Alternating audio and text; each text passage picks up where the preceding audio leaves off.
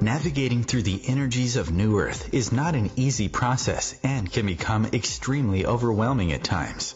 As we all ascend into higher frequencies, we're all being guided to embrace our own unique divine pathway, a pathway created in the vibration of love. Join Vibe Nation radio host, international psychic medium Carrie Turcotte, as she guides her listeners to rediscover themselves by accessing the keys of knowledge that already exist within.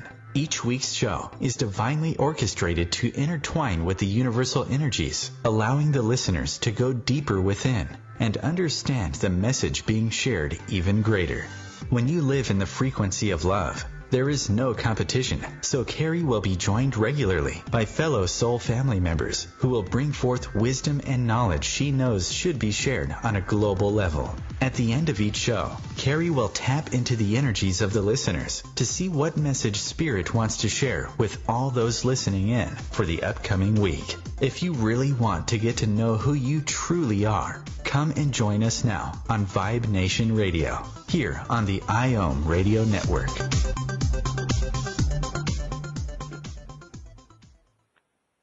And that was the Vibe Nation introduction, and it's Indian Summer with myself, Chris Anderson, Onefeather, doing the summer gig here and celebrating Native America as, all the different events that are occurring bring out the tribal side, I think, in all of us.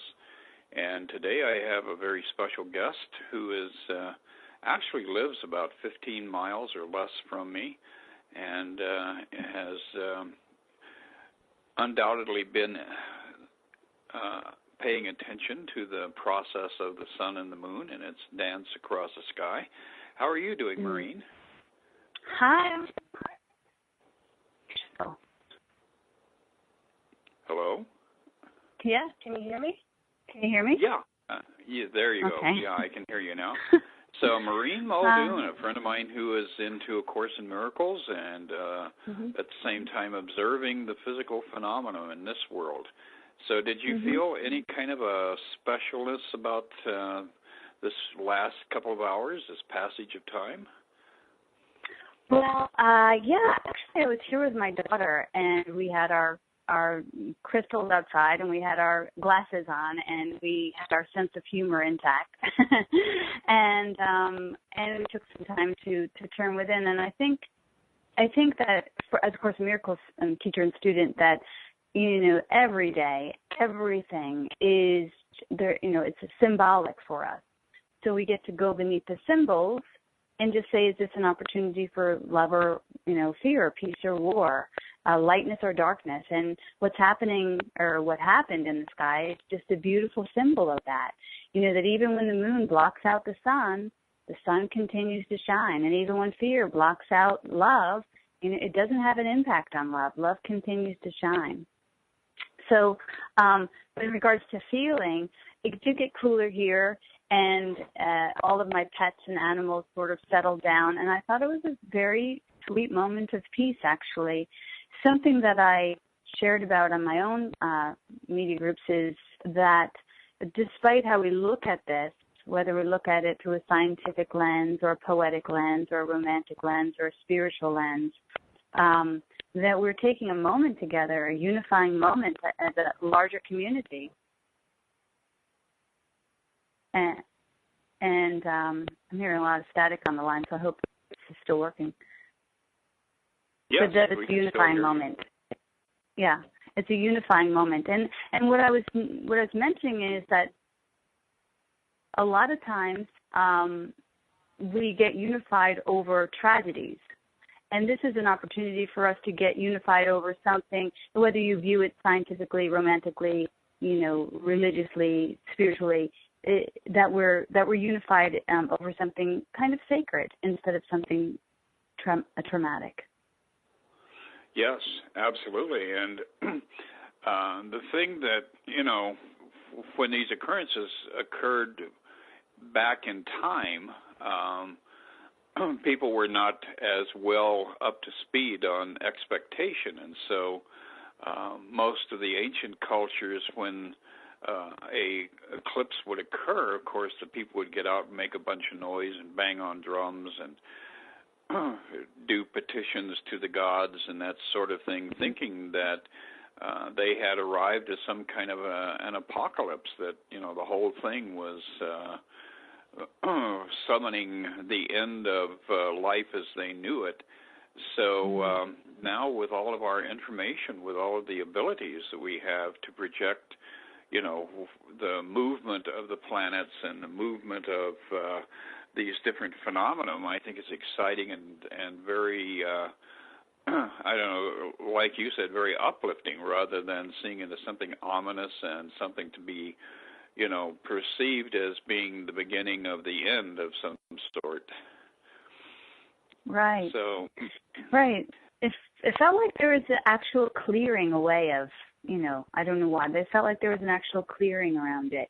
And when I think about it in a more through a more poetic lens, you know, when we think about Father Sun and Mother Moon, and that the feminine divine is crossing over the masculine, and for a moment, you know, the show every day of the sun rising and setting, for a moment, the moon captured our attention in the midst of it, and there's something very poetic and beautiful about that, and I think that that's the wonderful thing about it, and the wonderful thing about looking at things as symbols and looking at things through a poetic lens, is that we don't have to come to a finite agreement on what it means. You know, we can just simply contemplate it and savor it and experience it without having to sum it up. Scientifically, we want to sum it up, and in other ways we might want to sum it up, but as human creatures, we're still those same people banging on drums, really not knowing what anything is for. Very true, yeah.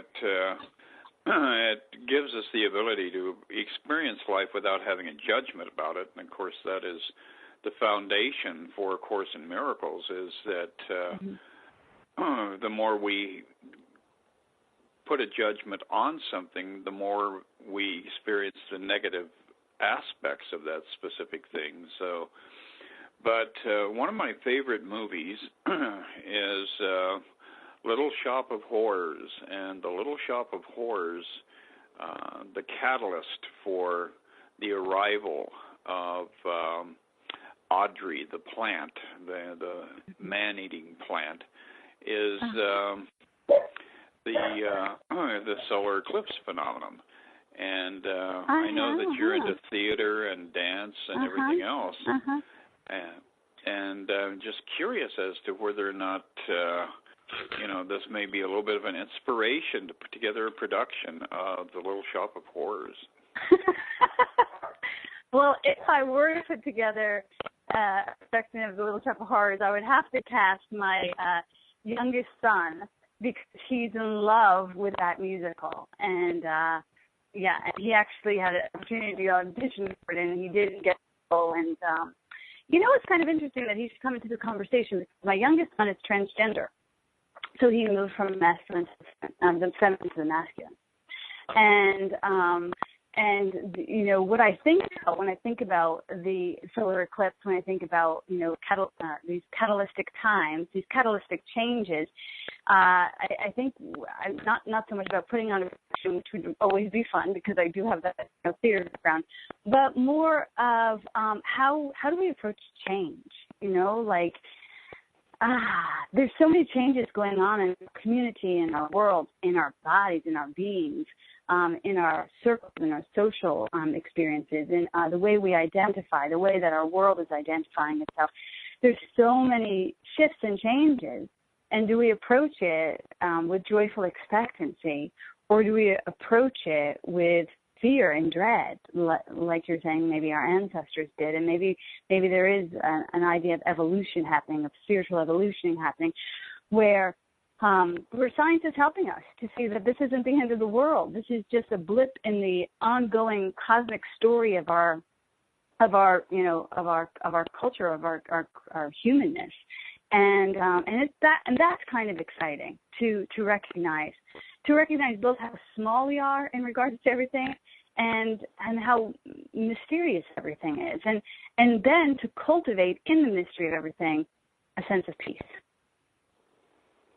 Yes, to arrive back at that place where we arrive back at that place where we recognize that we are surrounded and supported by the divine, and so there really is nothing that that is actually fearful. It's all just part of this ongoing unfolding, and that's the beauty of being a student of A Course in Miracles, is it does reaffirm our capacity to feel secure in the world that we inhabit, because we know that none of this really has power over us as long as we are, identifying with the presence of God within us. So back to your son, is he a theatrical soul? Does he really have that true drive? Yes, he does. And he's been in lots of different productions and plays. And, when he first came out as transgender, and he's only 14, and this was just about a year and a half ago, he was in a theater company, and he said, I really don't want to do any more female parts. And I said to him, this is just a role, but as people transition from young to old, from employed to unemployed, from this to that, when they start to make, when they tell you who they are and what they need, I found that we just have to trust them. Can we just listen to our brother, trust what our brother needs, our son, our daughters, and not try and, overlay our own scripts upon it. And so as much as I wanted to convince him, it's just a part, and as Course in Miracles students, we're, trained and we're reminded not to take anything seriously. It's just a play. It's all just a play. As much as I wanted to, impose that idea upon him, he really had to get to it himself. That this is all a masquerade. This is all spirit's masquerade. Right, and we'll swing into a brief break here and be right back with Maureen Muldoon.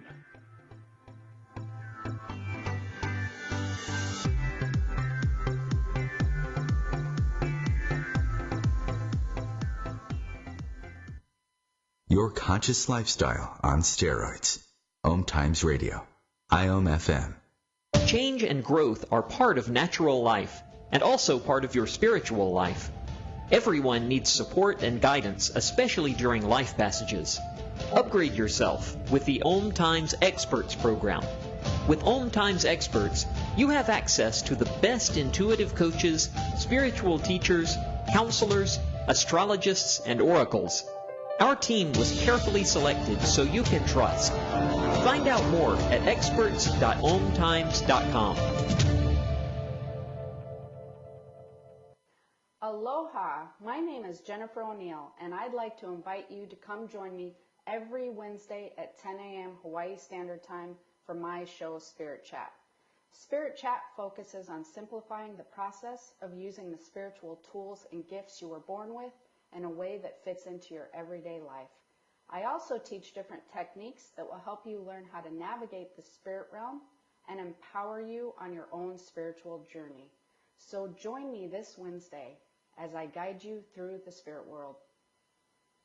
How to be a great dad in 15 seconds. Bike ride, go fish, walk in the park, phone call, milkshake, play catch, picnic, fly a kite, tell jokes, laugh, talk, read a story, tell a story, bumper car, swing set, bowling, pillow fight, cut loose, stay tight. Whew. Because the smallest moments can have the biggest impact on a child's life. Take time to be a dad today. Call 877-4DAD-411 or visit fatherhood.gov. Brought to you by the U.S. Department of Health and Human Services and the Ad Council.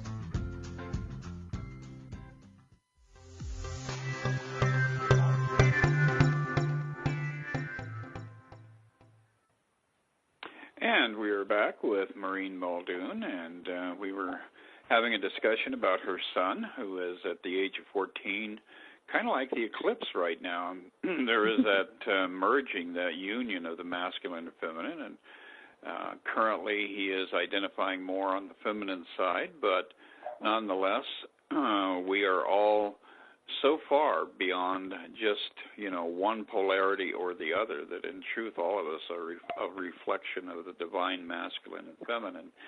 So, Maureen, now you've got other kids too. What does a whole family think about your son's adventures in identity shifting? Everyone's totally fine with it. They're totally supportive and compassionate. I think it was the hardest for me, and when I say the hardest is that I think that I had a process that I went through that seems like everyone else shifted. And for me, I had a little bit of a mourning birth. I was two sons, and now I had 3 sons and 1 daughter, but I still had to kind of mourn the idea of my other daughter, and before she was mine, he was Rosemary. And so I like to not to have a spiritual bypass, have your feelings and experience them and let yourself experience the emotions, the feelings, the fears, the worries and concerns that come up, just like you would experience, to use the symbols at hand, you would experience the moon passing the sun. It's just passing by. This too shall change. This too shall pass. And again, he's 14 years old, so this is what it is today. And we're at peace with that. All of my children have been excellent teachers for me. My oldest son, like myself, had addictions that we went through together, and the personal addictions are going through personal addictions and healing that is very different than having a son or daughter who's experiencing addictions, and that was a special place of hell. And then my younger son is on the autism spectrum, and then my youngest son is transgender. So the great thing is that I counsel a lot of people. And I think my children have been my master class in life, in relationships and how to navigate things. So I like to teach a lot as well about storytelling. And the holy version of storytelling is when we go on a hero's journey. And the first thing that happens on the hero's journey is a denial of the invitation. Because the invitation looks like we'll die, so when your son comes out as transgender, when you realize your son is completely addicted to drugs, the first thing that you're going to think is, this will kill me. This is a death. And so if you sit there, you end up in the story of the crucifixion, the victim story. But if you're brave enough to move forward, and to, dress your faith in spiritual practices and principles and say, this is for me and not against me, you will be able to dig down into the experience and bring up the elixir. And the final part, I'm skipping through the whole middle part of the hero's journey, but the final part of the hero's journey is when the hero returns to the community with the elixir. And you can't return to the community and be of service to the community with the elixir unless you've actually, figured it out. You see it in the story it's in every story, the hero's journey, but you see it like in Wizard of Oz when Dorothy finally realizes that she had the power all along. So when she's looking for her home and going out there and thinking this thing will kill her, and actually it returns her to herself. So, the same has been true for my children and for myself. They've been my best spiritual teachers, and so I'm grateful for every classroom. It's made my life really interesting and very complex, and I don't think I would have it any other way. That's very good. And at what age did you really start observing the kind of a role reversal going on where you were being cultivated and refined as a result of being a parent? Was it with the first child at the first year of that child's age? Yeah. Or? Oh, absolutely, definitely. In fact, it was, prior to my even giving birth to Owen, because I wasn't married and I wasn't prepared and I didn't feel confident, to be a mom. And so immediately this invitation brought up all of those places that I felt unworthy. And it was great. You know, it's really great. I mean, I say it's great. It sounds crazy, but this is what we're here for. We're here to shed all of those illusions of lack of limitation, of low self-esteem. We're here to, you know, really polish those things away because they're simply not the truth. And so yeah, my classrooms with my children started very early. I mean, immediately, where I got to see the shadow of the shadow was taking over the steering wheel as opposed to my lightness of being. Right. And then, you know, at a later point, your life partner comes along and starts to have an influence on, you know, people around you, and of course your children. So, what did you observe going on with the addition of somebody as a committed male in your life? Actually, Will and I, my husband, we had my other 3 children together. And what was very interesting was that when we first met, Owen was 4. And we started dating. We were married within a year. But my husband, Will, had gone through cancer, and he was sterile due to chemotherapy.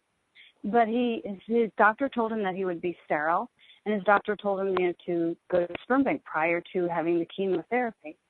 And so he had these, you know, to sperm at the sperm bank. And so anyway, I wasn't really sure that I wanted to have any more children anyway. He really wanted to have children, but I was like, I wasn't really sure, you know, that my son was 4. I felt like I'd gotten through the baby years. And so we ended up eloping in Catalina.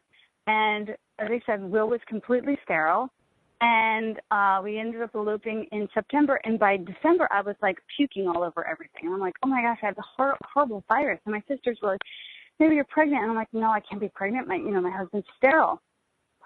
So he goes to the sperm bank, and they tell him, well, you have one sperm.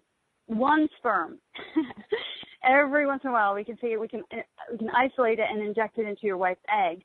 And this has been a successful process. And he said, well, my wife's pregnant. And they just started laughing. They go, well, you have great swimmers. This is very intimate stuff I'm sharing with you right now. But anyhow, my life's an open book. So he was laughing, and I was like, oh my gosh, again, I don't know if I'm ready or worthy or, so the children came, they just came. After that, I went on the pill, and I got pregnant on the pill. And after that, I went to get fitted for diaphragm, but I was already pregnant. So I had these children that were just like knocking down the door to get into this experience with me. And it turns out my, husband, he was so grateful to find out that he wasn't sterile, because it was a really great sign that his health was returning. But it was God throwing me a surprise party again and again and again. And you know what? It's really helped me, because God is constantly throwing a surprise party. Like, we think that we can plan and navigate and negotiate and, massage our lives into the desired form. And it's just not the truth, It would really benefit us if we kind of like allowed ourselves to rejoice in what is happening. And so, again, a million other lessons came with my journey in parenthood. That's beautiful, and definitely proof that there are forces and influences that are at work in our lives that are completely apart from this whole idea of the ego's identity of this little self that imagines itself to be in control of the forces of the universe. Mm-hmm. So as a result of that, as you're moving forward in life, there were other transformations too. I know that you were living as an actress and doing a lot of theatrical things yourself, and all of a sudden that kind of went through a cycle of eclipse also. You want to give us some input about that? Well, I was working in Los Angeles with my husband. We were both actors. We were working steadily as actors, not doing anything else, for 20 years. And we were both, I think we were both getting ready for a shift or a change, but we didn't know what that was or what it would be. But I think we both felt it. because I had been invited out to Chicago to do a production of a play that I had written. And when I came here, I just got this clear and visual experience that I was supposed to move here. And I called him and I said, I think we're supposed to sell the house and move to Chicago. And there was a moment of quiet on the phone, and then he said, okay, let's do it. And I was like, what? I was like, you know how you shoot down all of my plans? Like, that's the roles we play for each other. Like, don't abandon me now. Don't let me go through with this crazy idea. And he's like, no, I think it'd be a great idea. And so we just kept taking the next right step. As I know it's the right thing to do, is just take the next right step. And that does not mean that we're not going to hit dark hours, because the first year here, I didn't know anyone. Nobody knew me. I came from a life where it was my business to be known. You know, being an actor, you're on 24/7. You're actively looking for the light, for visibility, for the next job. And you're just, groomed that way. And that's just the natural mode of the beast. And so when I came here and I decided to leave acting, and I was moving more into being just a spiritual practitioner, but a spiritual practitioner, I had thought, all of my friends said, you're so brave to just jump ship. And I was like, no, it'll be easy. And it wasn't easy, but it was also perfect. It was not what I would have asked for, but it was definitely what I needed. And it was like one of those ego-crushing times. And it's not fun, but I see that what came from it is that, I do have a real appreciation for tribes, as you mentioned early on in the conversation. I was raised I was born into a family of 8 kids, and I like that mentality of big families sitting around tables. I like community. I run communities, so I got to see that was really important to me. Very cool, and we'll be right back after this commercial break with more with Maureen Muldoon.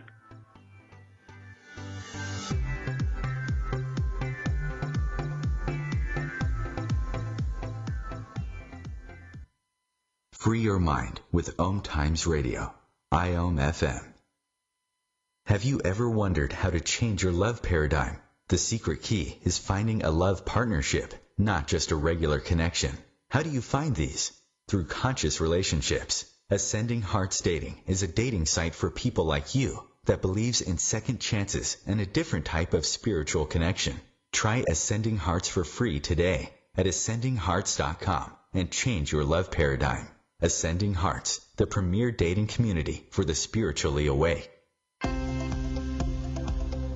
Eros Evolution is where sexuality and spirituality meets. Join me, clinical sexologist Martha Tara Lee, on Eros Evolution on Thursdays, 4 p.m. Eastern on OMTimes Radio. When Dad needed help getting around, I became his driver.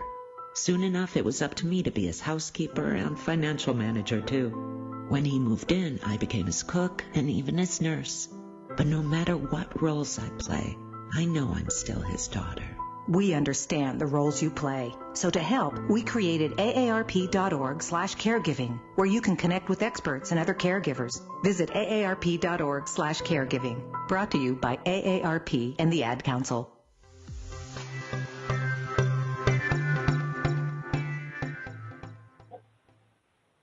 And we are back with Maureen Muldoon and chatting about the eclipse and families and all the different components that make up life in the material world.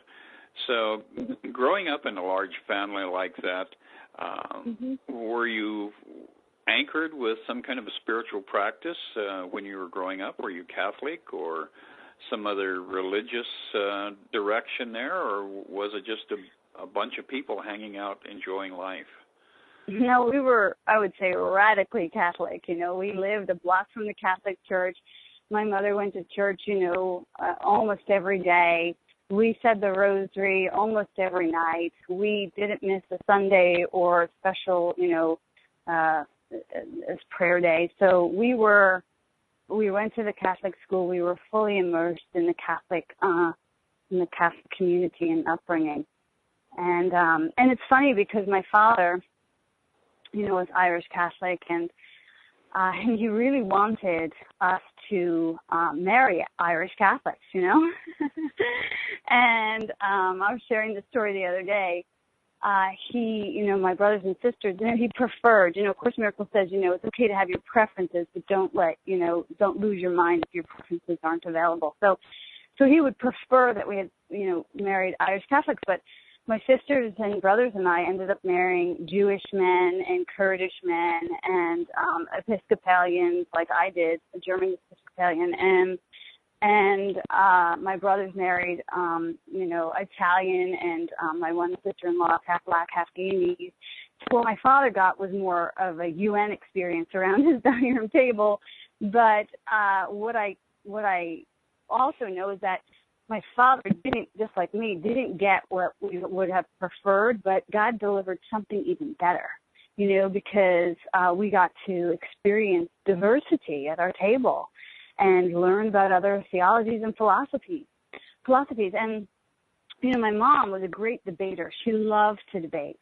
She was a staunch Catholic, but she loved to debate. And if you're sitting at our table and you were, one of us kids, we wouldn't debate with our mom. We believed everything she said. She was like our God. So she would have to go find people to debate with. Usually my dad's friends or anybody else she could drag in. Our dining room table would be packed with people. So I think I got my love affair for community from my mother. Starting at that dining room table, just like, no empty seats and nobody's left out, and let's have a talk about it. And that's kind of how I run Speakeasy, funny enough, which is a spiritual community that I founded out here in Hinsdale. It's kind of an unusual thing to have a community that is really, committed to, it doesn't just say we welcome all, but like we're committed to hearing everyone, having everyone have a voice, having it be a great mix-up of thoughts and philosophies and theologies. And just the other day we had a young man come and talk. His name is Jarrell, and he's such a beautiful being, and he has autism. And he's been a student of mine ever since he was a little kid. Now he's 16. And he was, he came to tell us and show us how he communes with the world through dancing. And so it's just so beautiful to let go of the old limited ideas, but communication can be, what community can look like, family can look like, what tribe can look like, and to really step to the cusp of the mystery and be open-minded. I'm open-minded enough to be able to embrace or at least entertain other ways of being and seeing. And I'm, obviously jazzed about all that. Well, yes, and you're definitely a very vital part of the course community here in the Chicago region, because you're always pulling people up on stage with you and asking them to share the dance and to share their lives and to be able to participate on a broader and deeper level. And that leads us back to the idea of A Course in Miracles. Give us maybe an overview of how you collided with the Course, because I know that you had some kind of fun experiences on your journey to discovering A Course in Miracles. Well, my first interaction with it was when I went to Medjugorje as a younger person. I was like 21 or 22. And we went up to see the Blessed Mother give directions through these children that were seeing visions of her in Medjugorje, Yugoslavia. And the way I came about being able to go there was just through like a crazy fluke, just through the grace of God. But I ended up on this mountaintop. And I had come through this Catholic background where I was mostly taught not to ask questions. I was taught lots of lovely things, but one of the major teachings that I took away was don't ask questions. So when we got to the top of the mountaintop and these children gave us the first, the reading of that first day that we were there, and they were saying the Blessed Mother is weeping and crying because we're being so disposable with our children. And this was 27 years ago. Gosh, I can't believe it was that long ago. And so she was saying she was weeping, and it made me feel very depressed. And so I found myself wanting to ask a question, but I felt like I shouldn't ask the question because I felt like I was not a good question asker because most of the questions that I asked in the Catholic Church would be responded to with the answer of, don't be so bold, don't ask that question. Anyway, I raised my hand and they called on me, and I stood up and I said, you talk about the Blessed Mother weeping. Does she ever laugh? And if so, what makes her happy? And I remember the young man leaning back on his heels and looking at me, and I don't remember the exact answer, but I looked down at this woman kneeling next to me, and there's it felt like 100 people on the hill. They were all saying the rosary in different languages. It was such a beautiful experience.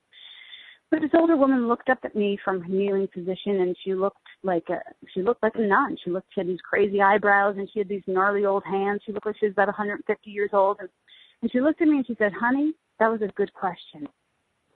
And that was a healing for me. And the next day, a man in the audience said, "Does the Blessed Mother recommend any books?" And she said that my son is writing these books with two doctors in New York City. And at the time I lived in New York, so I thought, oh my gosh, I'm going to go find these doctors and I'm going to figure out what they're writing. And she said, I don't remember all of the things that she said, but I remember that she said Song of Prayer. So I just tucked that away in my little pea brain because I didn't have a beeper or, pager or phone or anything at that time. It was like early on before technology.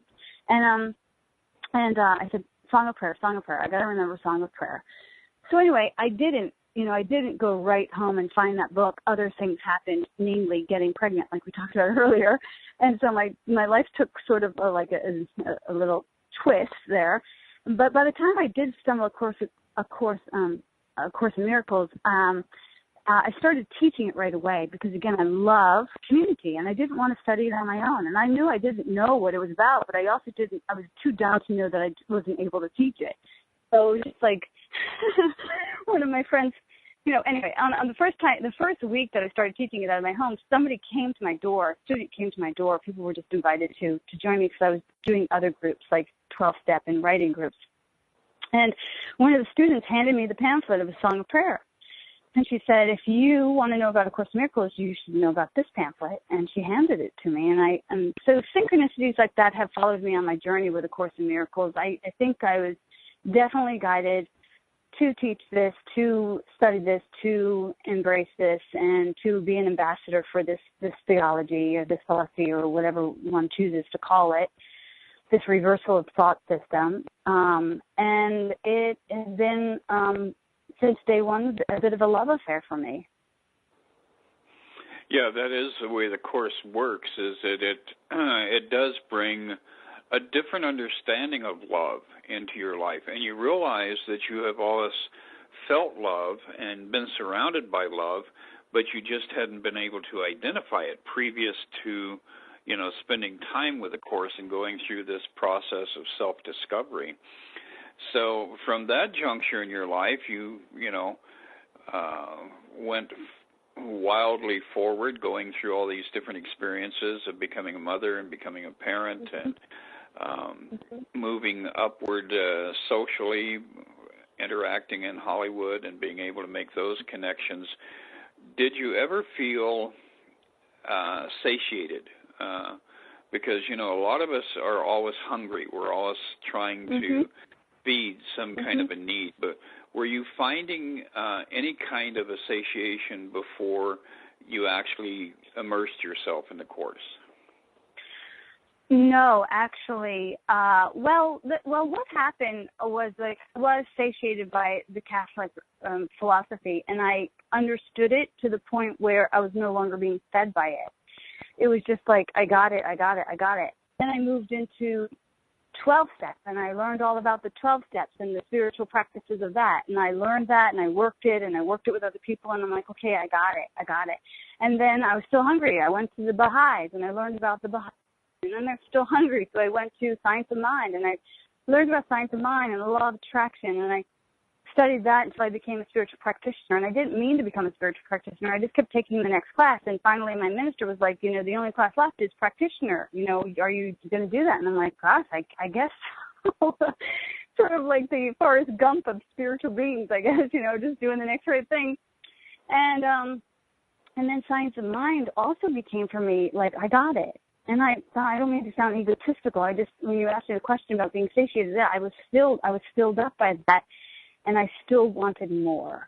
And so I got satiated, but then I grew, and there's a symbolic story of the lobster who grows into his shell. And then when he can't grow anymore, he actually has to shed his shell. And then he's all vulnerable, and he tucks himself underneath a rock until he grows a new shell. This is how he expands. And this is, for me, how we expand in consciousness as well. So we can reach points of satiation, but then because we are ever-evolving creatures, and there's a limitless nature to God, we're not going to stay there for too long. We're always going to feel an invitation forward to a deeper knowing and a more expanded idea of love. Yes, that I've discovered myself. And along the journey, of course, we are in contact constantly with an ever-enlarged field of people that Spirit directs us toward. And as a result of this, a lot of us, I think in the Course community especially, feel that excitement that comes from being able to share A Course in Miracles. So what is your plans, I guess you could say, right now for this next step of really broadening your influence, broadening the impact of your teaching of A Course in Miracles? What are my plans, Chris? A healed mind doesn't plan. That's right. I don't really,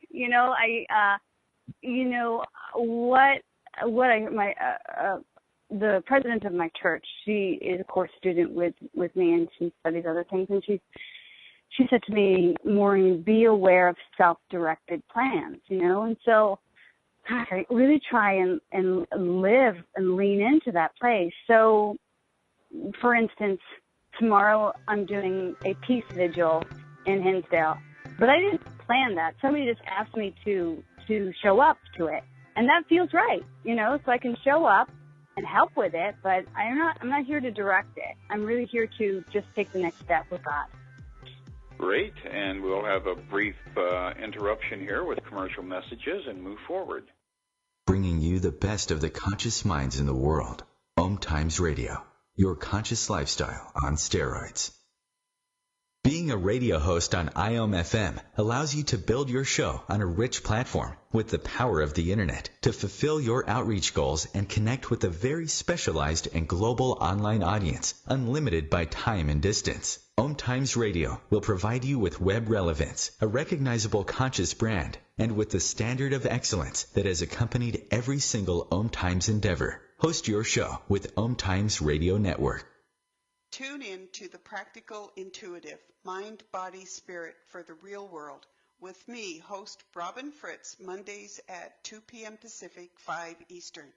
I'll cover personal and business intuition, animal communication, mediumship, space clearing, past life regression, shamanic insights, energy healing, soul choice, and more, all to help you tap your own intuitive and healing skills. No ifs, ands, or buts. Hello, I'm John Lithgow. Manatees are unique, among the most amazing animals on Earth, but they're endangered. We pose the greatest threat to their survival. Many manatees are killed or injured by boats or other recreational activities. I'm a writer of children's books, including one about manatees, and I believe education is the key. You can be part of the solution. Please contact Save the Manatee Club right now. Call 1-800-432-JOIN. Thank you.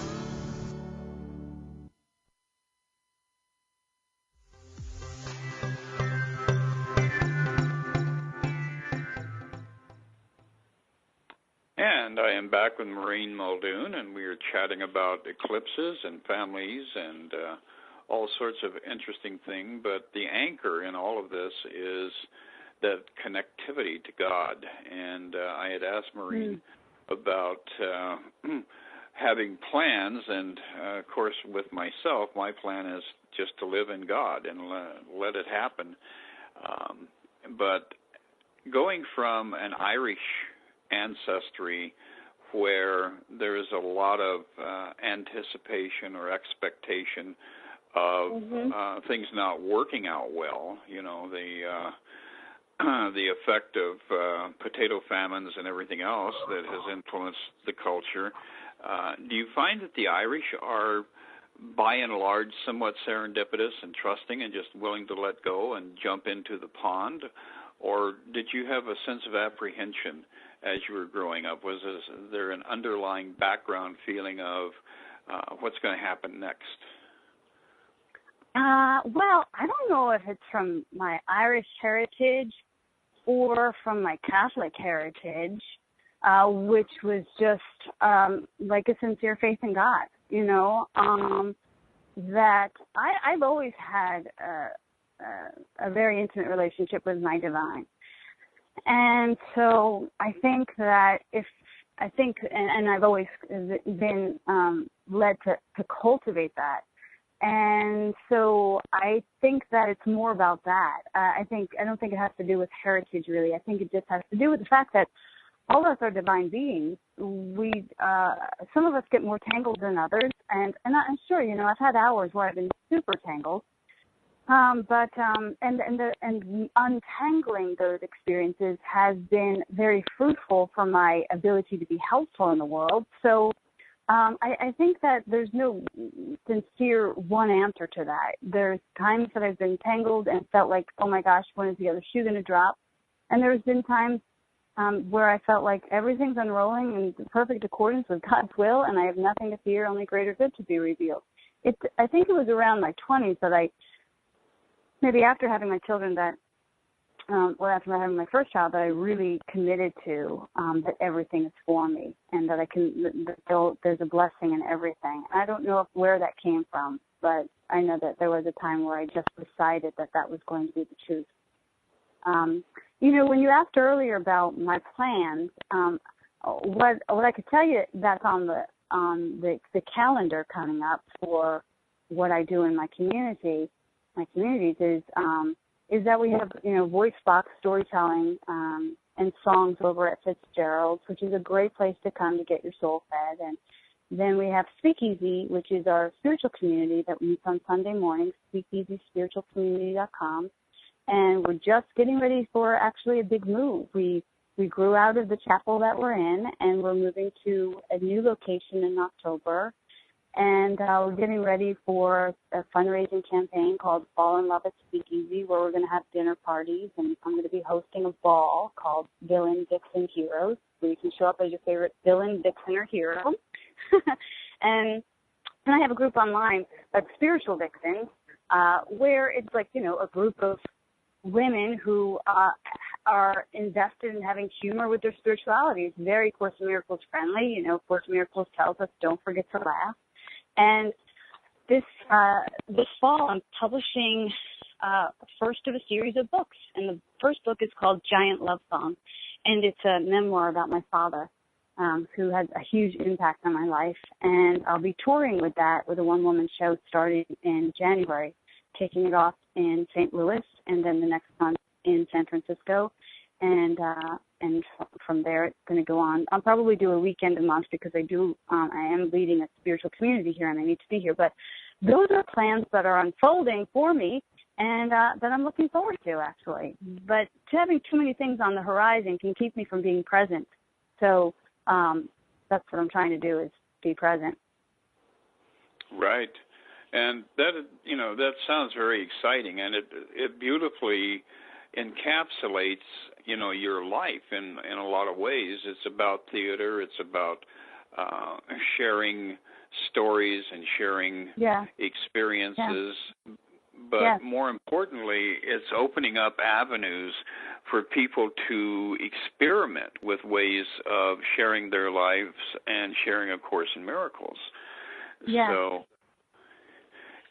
if people want to get in touch with you and pursue, you know, some of these adventures that you're currently formatting, where can you be found on the Internet? Well, my website is Maureen Muldoon at gmail.com. I'm sorry, MaureenMuldoon.com. MaureenMuldoon.com. And then the other sites are Voicebox SpeakeasyStories.com, SpeakeasySpiritualCommunity.com. And so those are some places that it can be found. But the main one is MaureenMuldoon.com, and has an events page for all the great events coming up. And again, that's an important thing for me. Creativity, spirituality, and community are three of my favorite words and favorite things to combine. And that I think that when we honor those three things, that Holy Trinity, we have happiness. Very true. And as far as just kind of a overview of our discussion today here, the core of what you're sharing, the real center of all of this, can you give us just kind of a broad vision of what it is that makes life worth living in your mind and for you, and see if that resonates with the people who are tuning in? What makes life worth living? Well, we get to decide what's the purpose, in the same way that we got to decide what's the purpose of the solar eclipse. You know, is the purpose a scientific purpose, a romantic purpose, spiritual?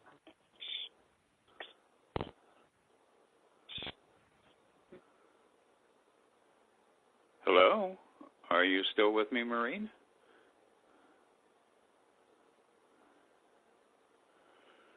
Well, I think we may have glitched. I'll kind of fill in here. I don't know if the glitch is on my end or on Maureen's end, but we were looking at...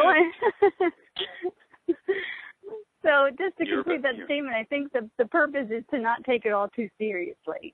You know, to have fun. You know, we're here for a short time, and calls will drop, and life will take right and left turns. And God's throwing us a surprise party, and we don't have to fear it. That we can expect it that it's for us and not against us. And so that's what I would say. Have fun. Don't get too tripped up or hung up or strung out on the invitations for fear, when it could be an invitation for love. Absolutely. And, that leads us in that direction of recognizing that we are not victims of our lives here. In actual fact, we were the ones who elected to come here and to experience this for whatever reason. And once we start to look at it from that perspective, all of a sudden we've restored the power to who we are, rather than what we imagine ourselves to be while we're in the dream. So, Maureen, it was really wonderful having this time to chat with you, and I'm looking forward to the next cycle here where we connect. I'll be doing an upcoming radio program on Humanity Healing Network in association with OMTimes, and I definitely want to have you join me for a program or two there. It's all about A Course in Miracles. That sounds great. Yeah, I think it's going to be a lot of fun, and we're going to hopefully impact a lot of people. And it is more focused on the idea of education. So it's the Humanity Healing's University, where we're trying to get the word out from, from that foundation level of this is what this means, and this is how it can work. Wonderful. Well, I just love all the work that you're doing in the world, and I appreciate it, neighbor. And absolutely. Always happy to collaborate and cross over in any of our projects. So thanks for having me on today. Oh, it was absolutely a delight, and I'm sure that we'll be connecting down the road here for all sorts of exciting adventures or co-adventures. So that being said, I'm going to finish up the program here with just a little bit of an overview about the astrology of today. And the astrology, it will affect us on the level of, the ego life that we imagine ourselves to be living in. But the greater truth of it is that we were the ones who programmed the movement of the sun and the moon and the stars, and then decided to, use that as an exterior force to believe in. So you have to recognize that astrology is a beautiful paradigm to work with, as long as you realize that you're the one who put the forces into motion that created this magical dance of the sun and the moon and the planets. And this particular day, we have the sun at 28 degrees Leo. So when we had that new moon, it was in conjunction of the sun. So this whole thing happened at the 28th degree of Leo, and that is the fruition, I guess you could say, of the summer event or events. It is, preparing us now as we move into this period of the shortening of the days and the harvest that is on the horizon. Mercury was retrograde during this entire journey, so that influence of this eclipse as well as this new moon is to make communication more inward directed, and we have to become more mindful over not only this next month but over this next year of what it is that we're entertaining in our mind, because the mind is the powerhouse. It is the thing that projects our reality out here to us. And so it was a dynamic new moon filled with lots of energy. Take it and use it to your advantage. Enjoy life and get out there and share the love and pass the love around. Amen. Bye-bye. Bye. Thanks, Maureen. Bye. Bye.